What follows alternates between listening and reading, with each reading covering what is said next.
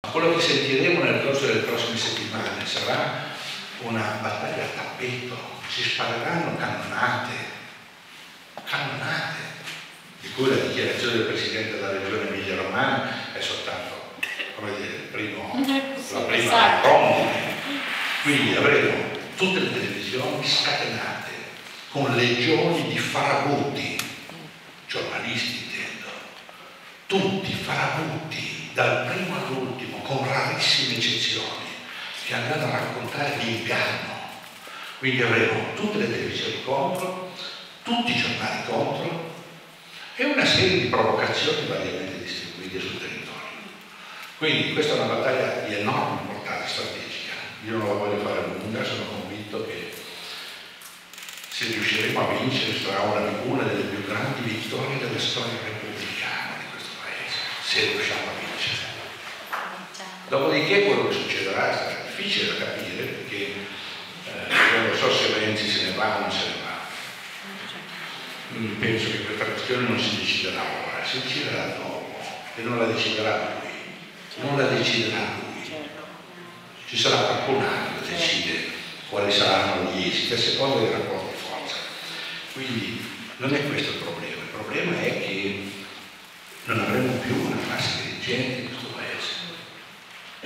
Non ce l'abbiamo, la situazione sarà completamente frazionata, ci troveremo nei prossimi mesi, questo lo dico non perché noi non dobbiamo votare per il no, dobbiamo votare per il no e soprattutto dobbiamo fare un passaparola micidiale. Questa battaglia si vince solo se tutti quelli che votano no lo diranno vicino all'amico, al compagno di scuola. Si fa così questa battaglia, se no la perderemo. Se pensiamo di avere altri tipi di alleanze. Quindi prepariamoci a un grande scontro strategico, ma sappiamo anche che la questione, ne parlavamo prima a cena con Massimo Bicone, consentitemi un breve scarto. Noi andiamo a lottare in una situazione che precede la terza guerra mondiale. Noi stiamo assistendo a un gravissimo avvitamento della crisi internazionale. Non lo vediamo perché non ce lo dicono o non ce lo spiegano, ma quello che sta accadendo è una gravità inaudita. In Siria, in Ucraina, nel Baltico, si sta preparando la guerra. E io credo che noi potremmo trovarci rapidamente, ci troveremo, non credo di esagerare, ci troveremo in piena campagna elettorale per il referendum in una situazione internazionale acutissima, in cui sarà facilissimo stornare l'attenzione, impaurire la gente, distrarla con altri obiettivi per cui non si capirà più niente. Quindi non è che votiamo in una specie di vuoto pneumatico, votiamo in una situazione di assoluta gravità.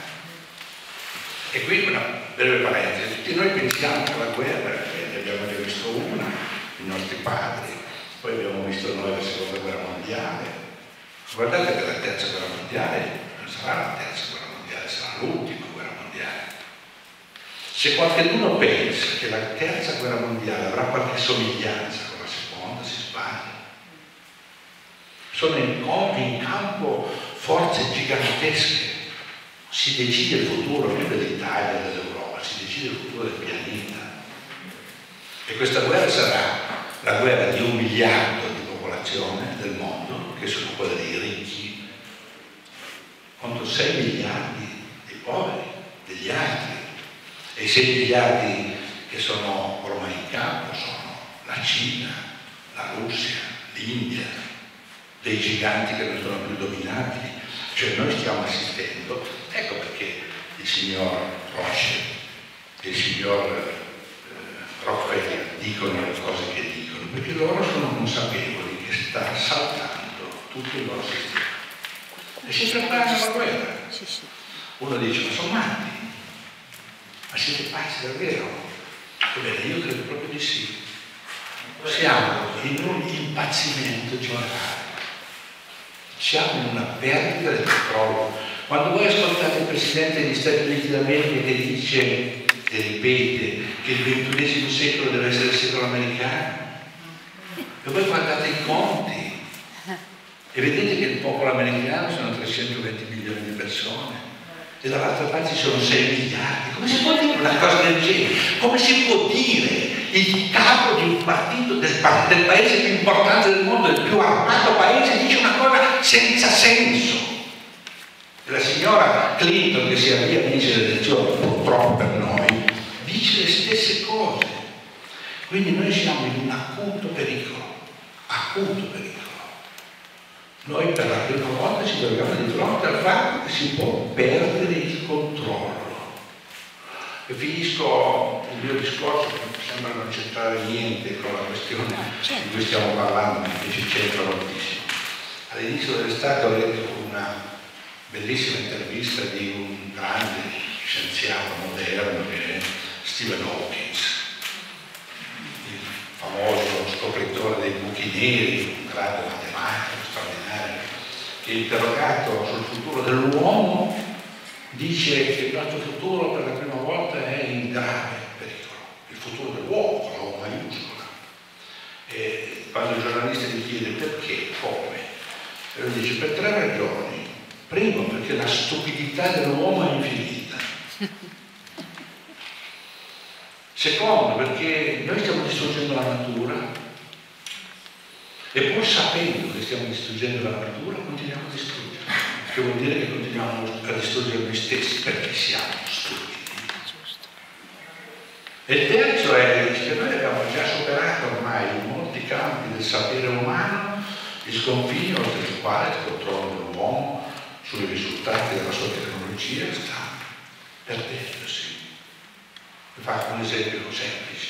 Dice, abbiamo già superato, non è che è un futuribile, abbiamo già superato il limite oltre il quale l'intelligenza artificiale che noi abbiamo creato sarà in grado di svilupparsi per conto suo, senza chiederci il permesso. E nulla ci dice che questa intelligenza ci sarà amica. E conclude, e non ci potrà essere amica perché noi siamo stupidi e lei non sarà stupida.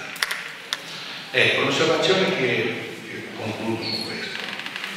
Molti pensano che siccome la guerra finora non c'è stata, siccome ci sono le bombe atomiche, è troppo pericoloso, sarebbe suicida fare una guerra così, che pensano che alla fine ci si metterà d'accordo.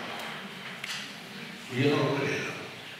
Perché siamo stupidi e non occorre l'intero impazzimento di un popolo, basta che ci sia un gruppo molto ristretto di pazzi per determinare questo esito. Non occorre che ci siano intere masse umane che impazziscono, basta che impazziscono i 10-15 che hanno in mano il dominio del mondo, e lo hanno, e possono decidere, perché sono stupidi. Quindi se vogliamo affrontare questa battaglia guardando all'orizzonte, dobbiamo sapere che questa battaglia è una delle battaglie decisive dopo le quali la prossima generazione potrà discutere se sopravvivere o meno. E buona fortuna a tutti.